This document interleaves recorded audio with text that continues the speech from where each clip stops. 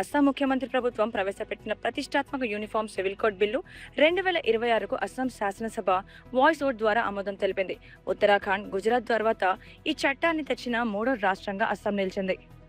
కేరళ మాజీ ముఖ్యమంత్రి మరియు సిపిఎం సీనియర్ నేత పినరయి విజయన్ కర్నూలులోని నివాసంపై ఎన్ఫోర్స్మెంట్ డైరెక్టరేట్ అధికారులు ఆకస్మిక సోదాలు నిర్వహించారు. ఈ దాడికి నిరసనగా పెద్ద ఎత్తున తరలివచ్చిన పార్టీ కార్యకర్తలు అధికారుల వాహనాలపై రాళ్లు రువ్వి అడ్డుకోవడంతో తిరువనంతపురంలో తీవ్ర ఉద్రిక్త వాతావరణం నెలకొంది. దేశంలో ఎండల తీవ్రత విపరీతంగా పెరగడంతో మే 27 మధ్యాహ్నం 3:30 సమయానికి భారతదేశ గ్రిడ్ 258.5 గిగావాట్ల గరిష్ట విద్యుత్ డిమాండ్ తాకి సరికొత్త రికార్డు సృష్టించింది. ఇందులో కేవలం సోలార్ పవర్ నుంచే భారీగా విద్యుత్ లభ్యమైనప్పటికీ రాత్రి వేళల్లో బొగ్గు ఆధారిత ప్లాంట్లపై ఒత్తిడి పెరిగిందని అధికారులు వెల్లడించారు. ప్రధానమంత్రి నరేంద్ర మోదీ అధ్యక్షతన జరిగిన కేంద్ర కేబినెట్ సమావేశంలో సార్ధక్ పీడీఎస్ పథకాన్ని రాబోయే 5 ఏళ్ల కాలానికి పొడిగిస్తూ ఆమోదం తెలిపారు.